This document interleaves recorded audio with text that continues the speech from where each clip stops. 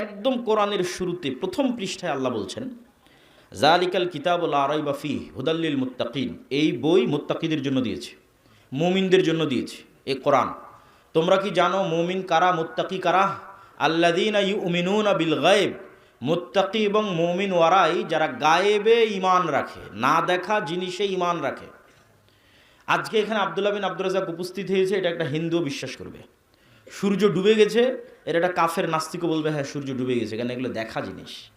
দেখা জিনিসে বিশ্বাসের নাম ঈমান নয়। আজ এখন এখানে ফেরেশতারাও উপস্থিত আছে, এটা হলো না দেখা জিনিস। আজ এখন এখানে যে ফেরেশতারা উপস্থিত আছে, এটার উপর কার ঈমানের মাত্রা কোন লেভেলে, ও অত বড় মুমিন। যার ঈমানের মাত্রা ইয়াকিনের লেভেলে, যে ওর নিজের অস্তিত্বের চেয়ে ওর বিশ্বাস বেশি আছে, যে ওর সাথে ফেরেশতা আছে এবং এখানে ফেরেশতা উপস্থিত আছে, এ হচ্ছে ইয়াকিন রাখে গায়েবের ওপর। তো এইরকম যা ঈমানের 6টা অধ্যায়, 6টা রুকুন, তার বেশিরভাগই গায়েব। আল্লাহকে কেউ দেখেনি, জান্নাত জাহান্নাম এখানে কেউ দেখেনি, কবরের আযাব এখানে কেউ শোনেনি, তাকদীরের লিখন এখানে কেউ জানে না, ফেরেশতাকে এখানে কেউ স্বচক্ষে দেখেনি, সবই গায়েব। এই গায়েবের বিষয়গুলোর উপর মুসলমানদের ইয়াকিন যেই দিন সর্বোচ্চ পর্যায়ে পৌঁছে যাবে, ওটাই হলো মুসলমানদের ভাগ্যের চাকা খুলে যাওয়ার রাস্তা। আর এটার উপর বিশ্বাস যত দুর্বল, পরাজয় তত সন্নিকটে। এই জন্য এই আয়াতগুলোর শেষে আল্লাহ বলেছেন, ওয়াবিল আখিরাতি হুম ইউকিনুন। আখেরাত গায়েব, পরকাল গায়েব। এই গায়েবের উপর তোমাদের ইয়াকিন লাগবে, যেন তোমরা নিজে চোখে দেখেছো এর চাইতে বেশি ইয়াকিন। নবীদের জন্য অনেক গায়েবের পর্দা উন্মোচন করে দেওয়া হয়েছে। মালাকুত আস-সামাওয়াতি ওয়াল আরজ, আসমান জমিনের রহস্য, গায়েবের যে পর্দা, এটা প্রায় সব নবীর জন্য কিছু না কিছু উন্মোচন করা আছে। ফলত নবীদের ইয়াকিন তৈরি হয় গায়েবে। যেমন মুহাম্মদ সাল্লাল্লাহু আলাইহি ওয়াসাল্লামকে মেরাজের সফর করানো আছে, মুহাম্মদ সাল্লাল্লাহু আলাইহি ওয়াসাল্লাম স্বচক্ষে জান্নাত দেখেছে, স্বচক্ষে জাহান্নাম দেখেছে, স্বচক্ষে আসমান দেখেছে, স্বচক্ষে কবরের আযাব দেখেছে। তাহলে মুহাম্মদ সাল্লাল্লাহু আলাইহি ওয়াসাল্লামের জন্য গায়েবের পর্দা উন্মোচিত হয়ে গেছে, তার ইয়াকিন অর্জিত হয়েছে। তার ঈমান আমার ঈমান মিলবে না। ঠিক অতীতে যত নবী চলে গেছে, তাদেরও গায়েবে ইয়াকিন তৈরি করার জন্য তাদের কিছু কিছু গায়েবের পর্দা তাদের জন্য উন্মোচন করে দেওয়া আছে। যেমন ঈসা আলাইহিস সালামের ক্ষেত্রে কোন গায়েবের পর্দা উন্মোচন করা আছে? জীবিতকে মৃত করা, এটা গায়েব। কেউ দেখেনি এখন পর্যন্ত যে জীবিত মানুষ, মৃত মানুষ জীবিত হয়ে গেছে, এটা গায়েব। কেন? কিয়ামতের দিন মৃত মানুষ জীবিত হবে, এটা এখন পর্যন্ত কেউ বাস্তবে চোখে দেখেনি। এই গায়েবের পর্দা ঈসা আলাইহিস সালামের জন্য খুলে দেওয়া আছে। ঈসা আলাইহিস সালাম যে কোনো মৃত মানুষের গায়ে হাত লাগিয়ে বলবে বিইজনিল্লাহ, বিসমিল্লাহ, ও মরা মানুষ জীবিত হয়ে যাবে। এটা ওনার মুজিজা ছিল, যাতে ওনার গায়েবের উপর ইয়াকিন তৈরি হয়। এইভাবে অতীতের যেমন মুসা আলাইহিস সালাতু ওয়াস সালাম, মুসা আলাইহিস সালাতু ওয়াস সালামের পক্ষে কখনোই সম্ভব নয় যে উনি ফেরাউনের সামনে দাঁড়িয়ে দাওয়াত দিবে। কেন সম্ভব নয়? আজকে এই সাঘাটার একটা কৃষককে যদি বলি, চরের একটা কৃষককে, গাইবান্ধার যমুনার চরের একটা কৃষককে বলি যে তোমাকে দায়িত্ব দেওয়া হয়েছে ডোনাল্ড ট্রাম্পের কাছে গিয়ে দাওয়াতি কাজ করতে হবে, তো গাইবান্ধার এই চরের এই কৃষককে এটা বলা যে তোমাকে আমেরিকার প্রেসিডেন্ট ডোনাল্ড ট্রাম্পের কাছে দাওয়াতি কাজ করার দায়িত্ব দেওয়া হয়েছে, এই চরের এই কৃষক আমেরিকার প্রেসিডেন্ট ডোনাল্ড ট্রাম্পের চেয়ে যা দুর্বল, আজ থেকে 4000 বছর আগে মুসা আলাইহিস সালাম ফেরাউনের চেয়ে তার চেয়ে বেশি দুর্বল ছিল। কেন মুসা আলাইহিস সালাম ফেরাউনের চেয়ে তার চেয়ে বেশি দুর্বল? আপনাকে খুলে বলি, আপনার কাছে একদম সহজ, পানির মতো হয়ে যাবে। ধরেন এই চরের এই কৃষককে বলা হচ্ছে তুমি যাবা আমেরিকার প্রেসিডেন্টের কাছে দাওয়াতি কাজ করবা, এমতো অবস্থায় যে এর নামে আমেরিকার আদালতে ফাঁসির মৃত্যুদণ্ডপ্রাপ্ত আসামি ছে, ফাঁসির ঘোষণা হয়ে আছে, গেলেই গ্রেফতার করে ফাঁসি দেওয়া হবে। তো মুসা আলাইহিস সালাতু ওয়াস সালাম তখন ফেরাউনের আদালতে ফাঁসির দণ্ডপ্রাপ্ত আসামি। পয়েন্ট নাম্বার 1, কেন আপনার এই চরের কৃষকের চেয়ে মুসা আলাইহিস সালাম দুর্বল, সেটা আপনাকে বোঝাচ্ছে। পয়েন্ট নাম্বার 2, এই চরের কৃষককে বলা হচ্ছে তুমি ডোনাল্ড ট্রাম্পের কাছে দাওয়াতি কাজ করবা, এমতো অবস্থায় যে সে তার নিজের এলাকায় থাকতে পারে না, পলাতক। কত বছর থেকে? 10 বছর থেকে। ধরেন এই চরের কৃষক তার এলাকায় থাকতে পারে না, এখন পালিয়ে হয় পাকিস্তানের করাচিতে আছে, না ভারতের দিল্লিতে আছে। ওখানে ওকে বলা হচ্ছে পলাতক অবস্থায় যে তুমি তো আমেরিকার আদালতে মৃত্যুদণ্ডপ্রাপ্ত আসামি, তো তুমি এখন আমেরিকায় যাবা, গিয়ে ডোনাল্ড ট্রাম্পের কাছে দাওয়াতি কাজ করবা। কেন মুসা আলাইহিস সালাতু ওয়াস সালাম চরের এই কৃষকের চেয়ে বেশি দুর্বল? তার পয়েন্ট নাম্বার 3, মুসা আলাইহিস সালাতু ওয়াস সালামকে যখন বলা হচ্ছে তুমি যাবা ফেরাউনের কাছে, তখন উনি 10 বছর থেকে মানুষের বাড়ির কাজের লোক, মানুষের বাড়ির চাকর। পয়েন্ট নাম্বার 4, চরের এই কৃষকের চরে হলেও, নদীতে ডুবে যাওয়া হলেও নিজের জমি আছে, নদীতে ডুবে যাওয়া হলেও নিজের আত্মীয় স্বজন আছে। আর মুসা আলাইহিস সালাতু ওয়াস সালাম এমন গোলাম কওমের মেম্বার, এমন গোলাম কওমের সদস্য, এমন গোলাম জাতির সদস্য যার মা পরিচয় দিতে পারে না যে এটা আমার সন্তান, কেন পরিচয় দিলে জবাই করা হবে।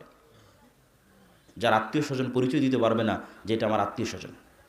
এত নিম্ন পর্যায়ের গোলাম জাতির সদস্য হচ্ছে মুসা আলাইহিস সালাম, এবং পলাতক আছেন 10 বছর থেকে, মানুষের বাড়িতে কাজ করে খান, আর মৃত্যুদণ্ডপ্রাপ্ত আসামি আছেন ফেরাউনের দরবারে। তখন মুসা আলাইহিস সালামকে বলা হচ্ছে ইযহাব ইলা ফিরআউন ইন্নাহু তাগা, মুসা তুমি নবী, যাও ফেরাউনের কাছে দাওয়াত দাও। কেমনে সম্ভব? অসম্ভব। মুসা আলাইহিস সালামের পক্ষে ইম্পসিবল যে উনি ফেরাউনের মিশরের সীমানায় ঢুকবে, এটা অসম্ভব। তো এই অসম্ভব সম্ভব হওয়ার একটাই রাস্তা আছে, গায়েবে ইয়াকিন।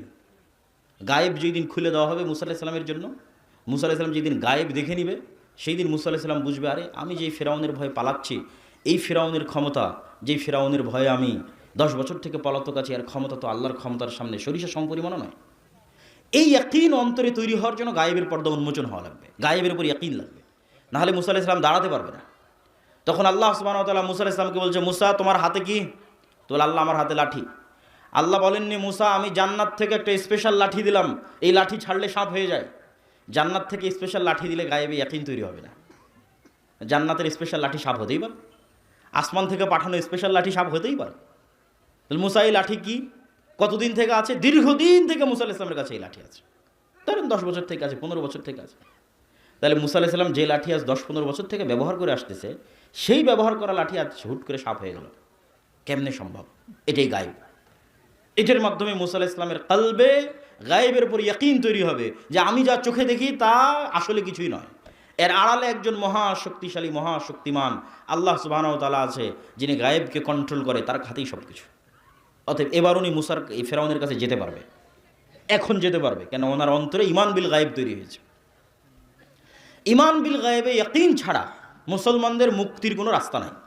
গায়েবে ইয়াকিন ছাড়া, গায়েবী মদদ ছাড়া অতীতে কোনোদিন মুসলমানেরা বিজয় হয়নি, ভবিষ্যতে কোনোদিন হবে না। যেই দিন তালুত এবং দাউদ আলাইহিস সালাতু ওয়াস সালাম জেরুজালেম বিজয়ের জন্য রওনা দিয়েছে, এটা আরেক যুদ্ধ, রওনা দিয়েছে, সেই দিন আল্লাহ বলেছে আজ তোমাদের পরীক্ষা করব, নদী পার হতে হবে, কেউ নদীর পানি পান করতে পারবে না। সংক্ষেপে সংক্ষেপে বলতেছি, তো নদীর পানি পান না করে পার হতে সক্ষম হয়েছে 300 জন। এই 300 বা 313 জন মানুষ সামনে এরকম হাজার হাজার মানুষ দেখে ভড়কে গেছে যে কেমনে এই যুদ্ধ সম্ভব, যেখানে আমরা মাত্র হাতে গোনা 200-300 জন, আর আমাদের সামনে উপস্থিত হয়েছে লক্ষ লক্ষ জন। তখন আল্লাহ কোরআনে বলেছে কাম মিন ফিআতিন কালিলাতিন গালাবাত ফিআতান কাসীরাতাম বিইজনিল্লাহ, কত দুর্বল জাতিকে আল্লাহ তার গায়েবী মদদে বিজয় দিয়েছে, বলেন আল্লাহু আকবার। তাহলে ওই দিন দাউদ আর তালুত বিজয়ী হচ্ছে দুনিয়ার লজিকে না গায়েবী মদদে? বলেন গায়েবী মদদে। চলে আসেন আমাদের নবী মুহাম্মদ সাল্লাল্লাহু আলাইহি ওয়াসাল্লামের কাছে। মুহাম্মদ সাল্লাল্লাহু আলাইহি ওয়াসাল্লাম যেদিন বদরে, মুহাম্মদ সাল্লাল্লাহু আলাইহি ওয়াসাল্লাম যেদিন উহুদে, মুহাম্মদ সাল্লাল্লাহু আলাইহি ওয়াসাল্লাম যেদিন খন্দকে, কেউ বলতে পারবে না যে মুহাম্মদ সাল্লাল্লাহু আলাইহি ওয়াসাল্লাম ওই দিন শক্তিশালী। দুনিয়ার লজিকে মুহাম্মদ সাল্লাল্লাহু আলাইহি ওয়াসাল্লাম সেদিন দুর্বল।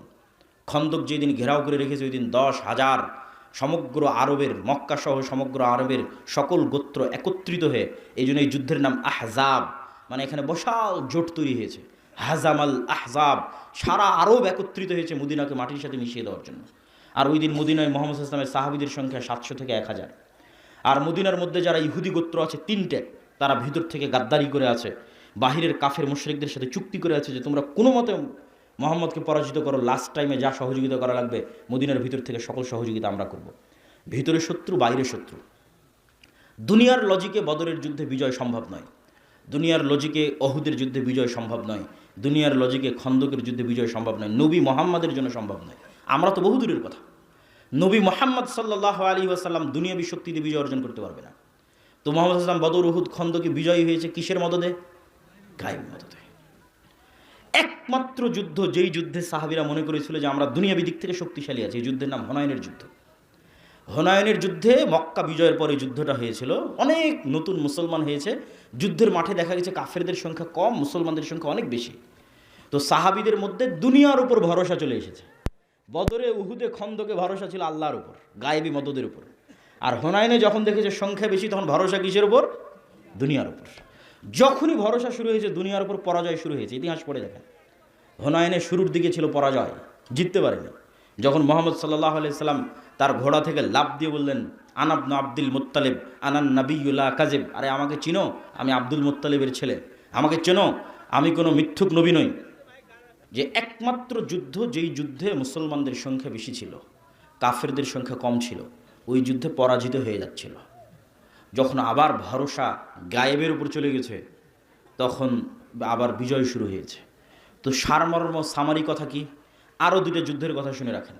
সুলতান সালাহুদ্দিন আইয়ুবী যখন হিত্তিনের যুদ্ধে জেরুজালেম বিজয় করবে, তখন ইউরোপের ক্রুসেডারদের চেয়ে সালাহুদ্দিন আইয়ুবী দুর্বল। আইনে জালুতে যখন জহিরুদ্দিন আল বেরবাস হালাকু খা চেঙ্গিস খাঁকে পরাজিত করবে, তখন হালাকু খা চেঙ্গিস খাঁর সামনে দাঁড়াতে পারবে এরকম পৃথিবীর কোনো সেনাবাহিনী ছিল না। মুসলমানদের রাজধানী বাগদাদকে মাটির সাথে মিশিয়ে দিয়ে মিশরে গেছে হালাকু খা চেঙ্গিস খা। কে আর দাঁড়াবে? আব্বাসীয় খলিফারাই দাঁড়াতে পারেনি, কে দাঁড়াবে?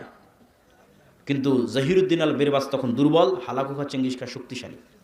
তাহলে যত বিজয় মুসলমানদের ইতিহাসে সংঘটিত হয়েছে, একটা বিজয়ও মুসলমানেরা শক্তিশালী অবস্থায় বিজয়ী হয়েছে, দুনিয়ার লজিকে বিজয়ী হয়েছে, এটা নাই ইতিহাসের পাতায়। একদম নবীদের থেকে শুরু করে আজ পর্যন্ত, মোহাম্মদ সাল্লাল্লাহু আলাইহি ওয়াসাল্লাম থেকে শুরু করে আজ পর্যন্ত, বরং প্রত্যেক বিজয়ে দুনিয়ার লজিকে মুসলমানেরা দুর্বল, বিজয়ী হয়েছে গায়েবী মদদে। এই জন্য গায়েবের ওপর ইয়াকিন লাগবে। গায়েবের একটা ছোট্ট পয়েন্ট বলে আমরা বক্তব্যের দ্বিতীয় পয়েন্টে চলে যাই। সেটা হচ্ছে গায়েবের একটা বড় মাধ্যম, দ্বিতীয় ইমানের অংশ হচ্ছে মালাইকা, ফেরেস্তা। আল ইমান বিল মালাইকা, আমানতু বিল্লাহি ওয়া মালাইকাতিহি। ফেরেস্তাদের উপর ইমান। দেখেন সাহাবীরা রাসূল ছিল তখন ফেরেস্তাদের অস্তিত্বের সাথে তাদের কানেকশন এত মজবুত, এত শক্তিশালী, এত স্বচ্ছ, এত বেশি ছিল যে আমরা আজকে আমাদের অন্তরে ইমানই নাই যে আমরা ফেরেস্তা আছে এটা বিশ্বাস করি, ইমানই নাই। তার তুলনায় সাহাবীদের ইমান যদি আপনি দেখেন আশ্চর্য হবেন। দুই একটা বলি। সাদ বিন মুআজ খন্দকের যুদ্ধে শহীদ হয়েছেন। রাসূল সাল্লাল্লাহু আলাইহি ওয়াসাল্লাম বললেন, শাহিদাহু সাবউনা আলফা মিনাল মালাইকা। সাদ বিন মুআজের জানাজায় ৭০,০০০-এরও বেশি ফেরেশতা অংশগ্রহণ করেছে। বলেন আল্লাহু আকবার। ৭০,০০০ মানে কত, কল্পনা করা যায়? সাহাবীরা যেই জানাজায় অংশগ্রহণ করেছে, ওই জানাজায় ৭০,০০০ ফেরেশতা অংশগ্রহণ করেছে আসমান থেকে নেমে। সাদ বিন মুআজের জানাজার লাশের খাটলি উঠানো যাচ্ছিল না, ফেরেশতার আধিক্যের কারণে লাশ ভারী হয়েছিল।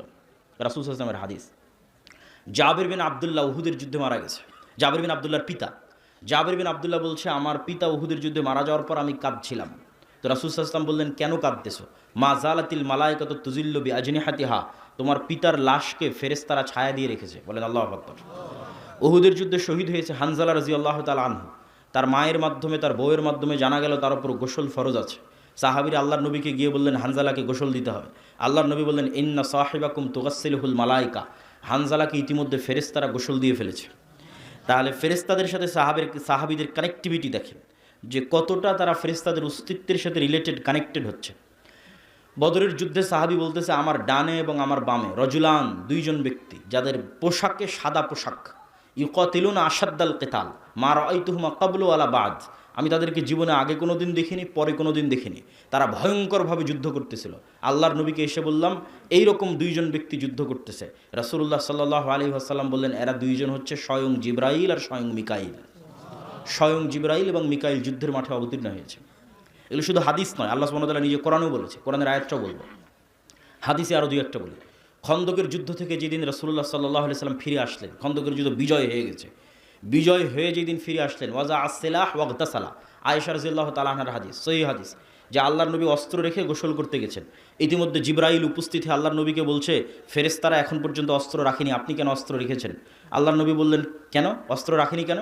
তো বলে, ওই যে 3টা ইহুদি গোত্র যারা গাদ্দারি করেছে, ভিতর থেকে আপনার সাথে চুক্তি ভঙ্গ করেছে, মদিনা সনদ, বাইরের যারা কাফের তারা তো পরাজিত হয়েছে, কিন্তু এই 3টা ইহুদি গোত্র, এটা তো মুনাফিক, এদের শাস্তি দিতে হবে, এদের শাস্তি নিশ্চিত করে যুদ্ধ শেষ হবে। রাসূল সাল্লাল্লাহু আলাইহি ওয়াসাল্লাম বাইরে এসে সাহাবীদের বললেন, ঠিক আছে বের হও। সাহাবীরা বের হও, যুদ্ধ শেষ হয়নি, ইহুদি গোত্রদের শাস্তি দিতে হবে। এদ্দূর পর্যন্ত আয়েশার বর্ণনা। এবার আনাস রাদিয়াল্লাহু তাআলার বর্ণনা শুনেন। আনাস রাদিয়াল্লাহু তাআলা বলছে, আল্লাহর নবী যখন আমাদের বললেন বের হতে, যুদ্ধ শেষ হওয়ার পর আবারও যখন বের হতে বললেন, তখন কাআন্নী আনজুরু ইলাল গুবারি শাতিআন ফি যুকাক বানি গানাম, যে আমরা এবং আল্লাহর নবী যখন একসাথে বের হচ্ছি, তখন আমরা ইহুদি গোত্রের দিকে যাওয়ার পথে আমাদের আগে আগে, যেমন আজকে রাজনৈতিক শোডাউনে 500 মোটরসাইকেল গেলে পিপি পাওয়া যে ধুলা উড়িয়ে যায় শোডাউন দেখানোর জন্য, তো ওই রকম জিবরাইলের ঘোড়সাওয়ার বাহিনী আগে আগে গেছে। তো জিবরাইলের ঘোড়সাওয়ার বাহিনী আগে আগে যাওয়ার কারণে তাদের ঘোড়ার পায়ের আঘাতে ধুলা তৈরি হয়েছে, ধুলায় অন্ধকার। তো আনাস রাদিয়াল্লাহু তাআলা বলছেন, আমরা যে যাচ্ছি, তো আমাদের আগে আগে জিবরাইলের ফেরেশতাদের ঘোড়সাওয়ার বাহিনীর পায়ের আঘাতে ধুলায় অন্ধকার হয়ে আছে। বলেন আল্লাহু আকবার। এরকম অসংখ্য বর্ণনা পেশ করা যাবে। যেখানে সাহাবীরা সরাসরি ফেরেশতাদের সাথে ইন্টারাকশন করতেছে। এবং আল্লাহ সুবহানাহু ওয়া তাআলা নিজে কোরআন মাজিদে বলছেন, আন্নী মুমিদ্দুকুম ফাস্তাজাবা লাকুম রব্বুকুম বিআন্নী মুমিদ্দুকুম আলফাম মিনাল মালাইকা মুরদিফিন, যে তোমাদের প্রতিপালক তোমাদের ডাকে সাড়া দিয়েছে, তোমাদের ডাকে সাড়া দিয়ে কখনো 1000, কখনো 3000, কখনো 5000 ফেরেশতা অবতীর্ণ করেছে যুদ্ধের মাঠে তোমাদের সহযোগিতা করার জন্য। তাহলে গায়েবের একটা বড় পাঠ হচ্ছে ফেরেশতা। ফেরেশতাদের উপর সাহাবীদের ঈমান কেমন ছিল, কতটা তারা ফেরেশতাদের সাথে জীবন্ত এবং বাস্তব ছিল তাদের কানেকশন। একদিন মসজিদে নববীতে রাসূলুল্লাহ সাল্লাল্লাহু আলাইহি ওয়াসাল্লাম বসে আছে, জিবরাইল উপস্থিত হয়েছেন মানুষের রূপে।